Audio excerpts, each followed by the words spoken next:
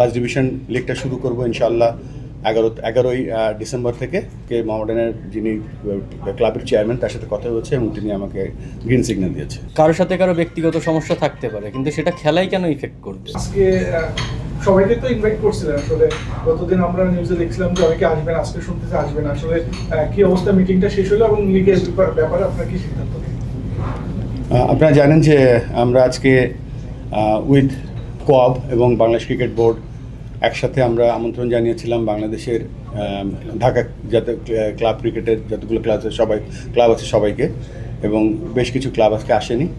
যারা এসছে আমরা আজকে একটা ফলপ্রসূ আলোচনা করেছি এবং আলোচনায় আমাদের এখানে অংশগ্রহণ করেছে আমাদের খেলোয়াড়রা, আমাদের ক্লাবের কর্মকর্তারা, কোঅব কর্মকর্তারা এবং বাংলাদেশ ক্রিকেট বোর্ডের কর্মকর্তারা। তো আজকে আমরা যে আলোচনার আউটকাম হচ্ছে যে আমরা সিদ্ধান্ত নিয়েছি যে ফার্স্ট ডিভিশন লিগটা শুরু করব ইনশাআল্লাহ 11ই ডিসেম্বর থেকে, এবং দলবদল তো না, যে টোকেনগুলো নেওয়া হচ্ছে সেটা আমরা যাতে অন্যান্য যারা লেফট আউট হয়েছে তাদেরকে সুযোগ দেওয়ার জন্য 5 এবং 6 তারিখ পর্যন্ত আমরা সেটা এক্সটেনশন করেছি, এবং আশা করছি যে সব ক্লাবগুলো ফার্স্ট ডিভিশনে আসবে এবং আমরা সেটা ইনশাআল্লাহ 11ই ডিসেম্বর থেকে শুরু করব। এখানে খুবই ইন্টেন্সিভ আলোচনা হয়েছে।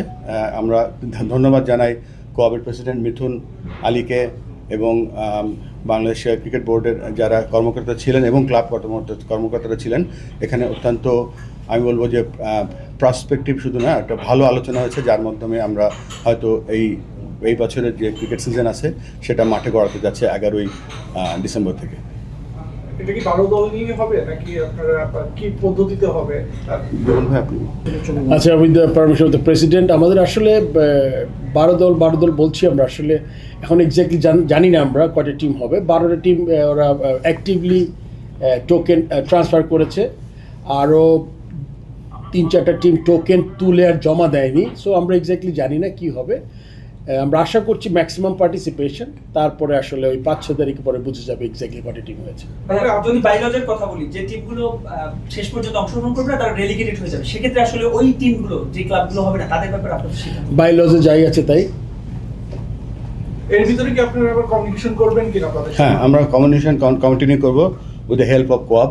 আপনারা জানেন কোঅব কিন্তু নিজেরাই কিন্তু অনেক দূর এগিয়ে গিয়েছে, এবং প্লেয়ারদের স্বার্থে, কেননা প্লেয়ারদের সাথে বিভিন্ন ক্লাবের সাথে আমাদের সাথেও আলোচনা করেছে এবং বিভিন্ন ক্লাবের সাথে ব্যক্তিগতভাবে তারা যোগাযোগ করেছে, এবং সেই ব্যাপারটা আমি তাদেরকে ধন্যবাদ জানাচ্ছি বাংলাদেশ ক্রিকেট বোর্ডের পক্ষ থেকে, এবং সেই প্র্যাকটিসটা সেটা চলতে থাকবে। এবং আপনারা জানেন আমাদের এখানে বাংলাদেশ টেস্ট দলের অধিনায়ক এবং বাংলাদেশের ওয়ানডে অধিনায়ক নাজমুল শান্ত এবং মেহেদী মিরাজ দুজনাই কিন্তু কোঅবের সাথে একসাথে হয়ে বিভিন্ন ক্লাবের কাছে গিয়ে রিকোয়েস্ট করছে যেন আমরা টাইমলি খেলাটা চালু করতে পারি। এখানে এর কারণটা হচ্ছে যে জানেন আমাদের একটাই মাত্র লিস্ট এই ইভেন্ট, সেটা ঢাকা প্রিমিয়ার লিগ এবং ঢাকায় যে লিগ খেলাগুলো হয়, এবং আপনারা জানেন যে আমাদের এই 50 ওভারের যে বাংলাদেশ জাতীয় দল গঠিত হয় এখান থেকেই, এবং এই জন্য আমাদের কোঅব এবং ক্যাপ্টেনরা প্লাস সবাই মিলে আমরা খুব জোর প্রচারণা চালাচ্ছি এবং ম্যানেজ করার চেষ্টা করছি যাতে টাইমলি এই খেলাটা হয়।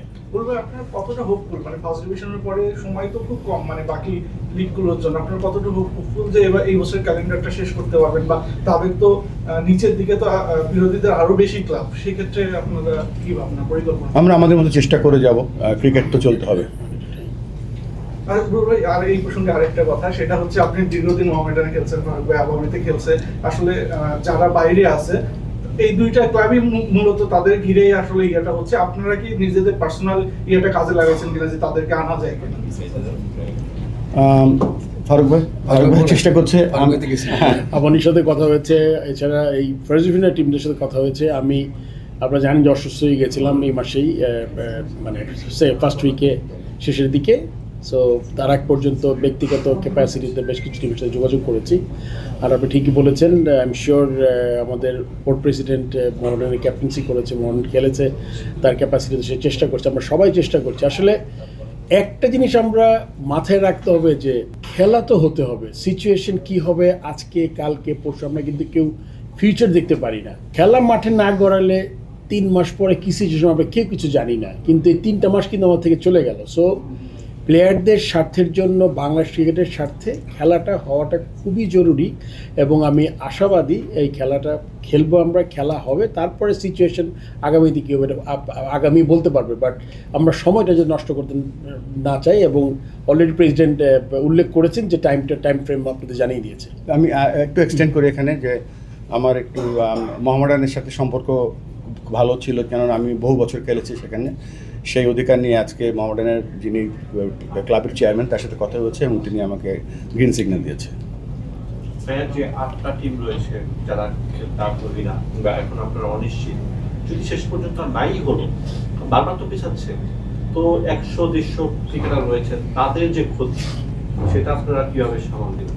সেটা ইনফ্যাক্ট কবের প্রেসিডেন্ট মহোদয় এখানে আছেন, তিনি আমাদেরকে রিকোয়েস্ট করেছেন এবং বেশ কিছু প্লেয়ারও সেখানে ছিলেন। আমরা আশা করছি যে হয়তো 11 তারিখে খেলা শুরু হওয়ার সময় তার আগে আমরা জানতে পারবো যে এই শুধুমাত্র ফার্স্ট ডিভিশনে কয়টা ক্লাব লেফট আউট থাকে বা না আসে খেলতে।